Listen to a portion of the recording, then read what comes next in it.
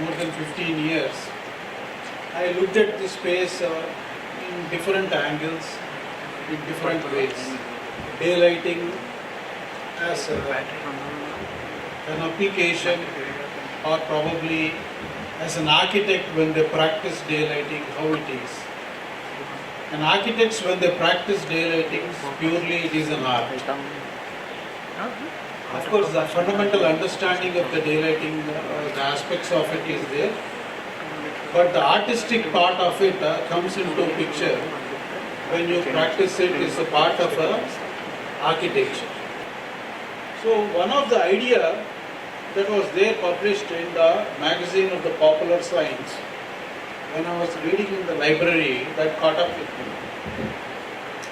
So that is how the story of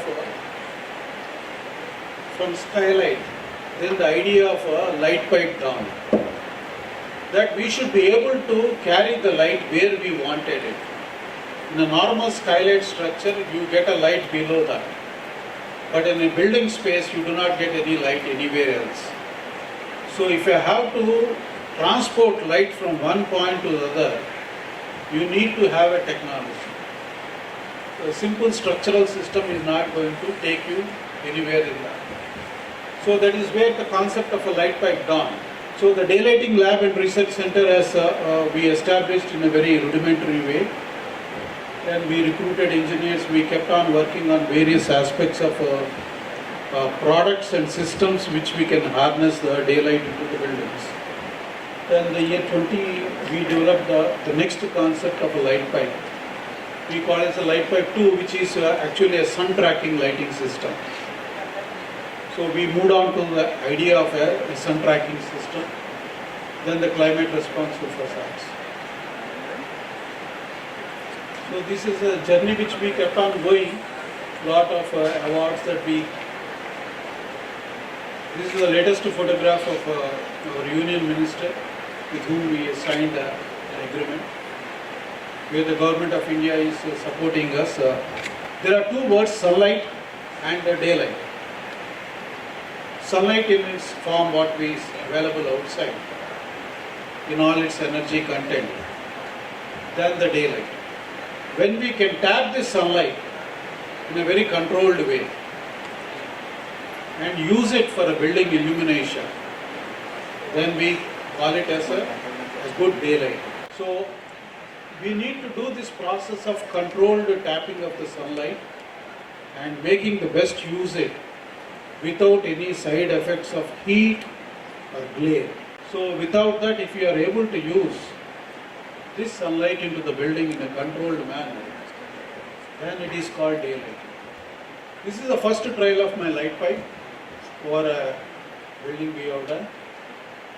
I have put up a pipe, I engineered the entire thing to check how it works, and of course the memory of it, probably that is the reason why today we can take light into the basements of the buildings.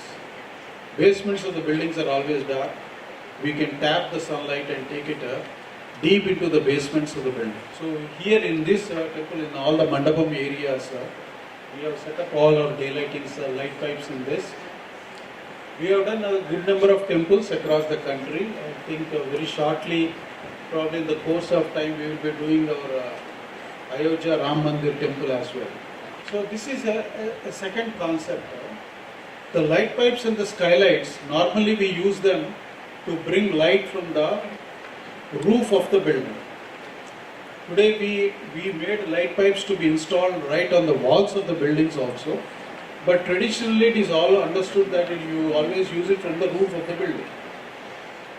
Now this is a concept of how I can do a side lighting strategy, how I can bring sunlight and make a good use of the daylight from the windows. It redirects all the sunlight which is incidenting on the glass of the window or the facade of the building. It redirects the entire light deep inside. This particular product, the sunlight redirection system, fundamentally it improves the performance of the window. So when we do this way, actually you do not have to increase the size of the window to get your light. You require a minimum size of the window and maximize the use of sunlight into the building. So this photograph talks about that, how you can wash. You see the wall outside, the other side of the windows, it is washed with light. So if you are able to maximum use of this window space by redirecting the entire light without glare, then this building becomes very, very, very comfortable. All the positive aspects of daylight, that is the use of natural light, comes into play when you have such a diffused light covering the entire space. See, when we are doing this daylighting, one of the questions that always came up, and what we have seen is people, they do not switch off the electric lighting. Even though when the daylight is there in a particular space, they do not switch off the electric lighting. Maybe by force of habit, for multiple reasons, they don't do that. Then we understood that there is a need and a criticality that the light, the natural light, whatever we are trying to get into the building, it should work in synchronous with the electric lighting of the building. Both the electric lighting and they should talk to each other.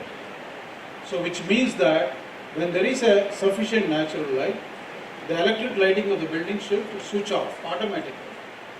So there should not be any manual intervention. So the entire concept of a lighting control design has come up there. This is where we have been very, very successful in this.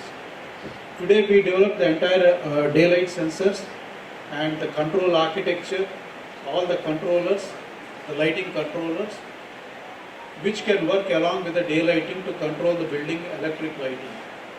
Now currently we are doing the Chennai International Airport terminal. It's a new terminal building of a 60,000 square meter floor plate building. The intent of the design was that the entire floor plate should have around 300 lux of light. That's the architect's intent. And the way they profiled the roof of the building is to get a natural light into the building is very, very difficult. So that is when they called us to find a solution for that. There's a great challenge there now for designing that particular structure, which we are implementing now. Probably the end of this year, I think that airport terminal building is going to be inaugurated by the Prime Minister.